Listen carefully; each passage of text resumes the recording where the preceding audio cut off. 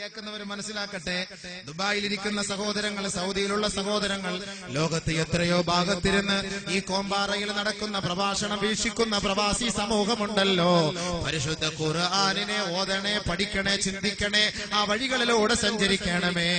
അറബി രാവിലെ 4 മണിക്ക് എഴുന്നേറ്റ് ജോലിക്ക് പോകണമെന്ന് പറഞ്ഞാൽ എത്ര വലിയ തണുപ്പായാലും എത്ര വലിയ ചൂടായാലും പ്രശ്നമില്ല.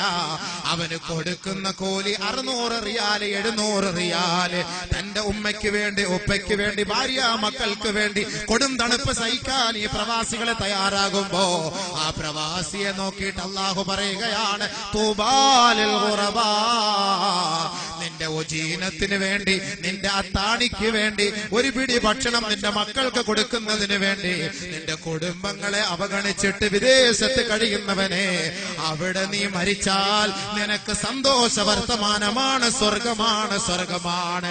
ആയിരക്കണക്കിന് ലക്ഷക്കണക്കിന് കടങ്ങൾ വരുത്തിയിട്ട് തന്റെ ഭാര്യയെ മക്കളെ ഒഴിവാക്കിയിട്ട് ഇതാ മരുഭൂമിയുടെ മടിത്തട്ടിൽ വെയിൽ കൊണ്ട് കഷ്ടപ്പെടുന്ന പ്രവാസികളുണ്ടല്ലോ, അവർക്ക് സന്തോഷ വർത്തമാനം അല്ലാഹു അറിയിക്കുകയാണ്, നിങ്ങൾ അവിടെ മരിച്ചു പോയാൽ സ്വർഗത്തിലാണ്, സ്വർഗത്തിലാണ്. പക്ഷേ അവരോട് ഞാനൊന്ന് പറയട്ടെ, ഈ പാവപ്പെട്ടവന്റെ പ്രഭാഷണം കേൾക്കുന്നവരാണ്, സുബഹി നമസ്കരിക്കാൻ നിങ്ങൾ പള്ളിയിൽ പോകാറില്ലല്ലോ. എത്രയോ രാത്രികളാണ് ടിവിയുടെ മുന്നിൽ നിങ്ങളുടെ സമയം കളയുന്നത്. 12 മണിക്ക് കടയടച്ചിട്ട് വന്ന് 2 മണിക്കൂറോളം 3 മണിക്കൂറോളം ടിവിയുടെ മുന്നിൽ ഇരുന്നിട്ട് 3 മണിക്ക് കിടന്നുറങ്ങിയിട്ട് രാവിലെ 8 മണിക്ക് എഴുന്നേറ്റ് ജോലിക്ക് പോകലല്ലേ.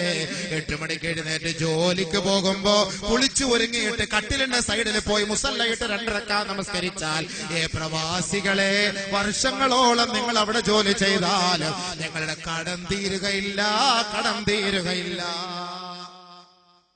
കാരണം ആർക്കും